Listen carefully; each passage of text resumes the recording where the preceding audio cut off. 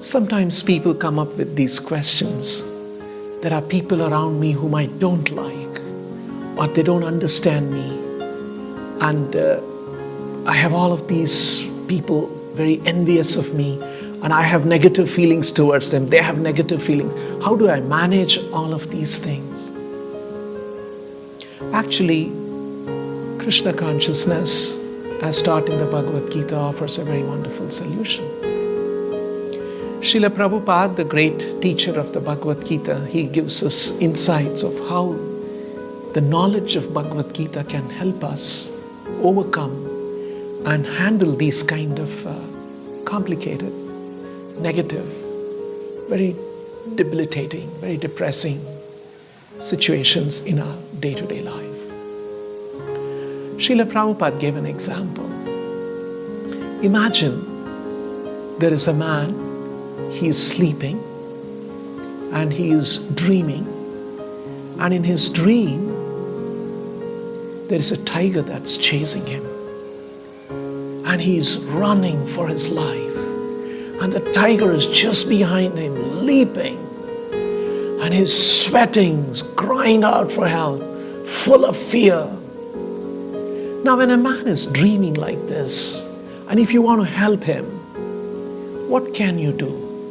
There are a couple of things that you can do. You can probably jump into his dream world and get a dream gun and shoot the dream tiger, or maybe a few other things that you can think of. But one very interesting and simple thing that we can do to help the person who's actually dreaming that a tiger is chasing him and full of fear and sweating, just tap on him and wake him up. And then once he's woken up, and he will look around and say, oh my God, the tiger is gone and I don't have to fear anymore.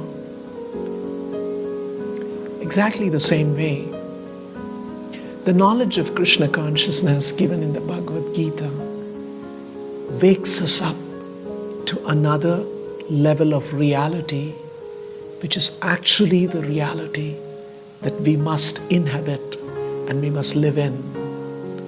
This material world is like a dream world. It's a dream world in the sense that all of the things that happen in this world are temporary. They come and go. They change. They never stay forever. So, we are dealing with a temporary world, while actually there is another everlasting, eternal reality to which we actually belong. Now, when we are conscious of this, that after all, this is a dream world and a temporary world, and I have to deal with certain inescapable realities in this world, while actually I'm a spirit soul, I'm eternal, I belong to another eternal realm, and human form of life is an opportunity to have understanding of that and to access that and to be able to attain that level of reality. And so here in this material world, we have to deal with it, with things as it comes, in a more detached, in a more unemotional, and as our duty calls for. So if we have this perspective, and we are constantly having certain spiritual practices which is helping us to remind ourselves of the higher reality and helping us to elevate ourselves to that reality. And while we are here in this world, we deal with the realities in a more balanced, in a more equipoised manner, not give too much importance to the negative things or depressing things. Do as things call upon us to do, dutifully, very responsibly, very, very thoughtfully, but at the same time working on spiritual principles that one day I must achieve that higher reality. So this is a dream world and there is a real world, and Gita helps us to awaken us to that real world. And if this perspective is maintained in life, we will know how to handle challenges in this world.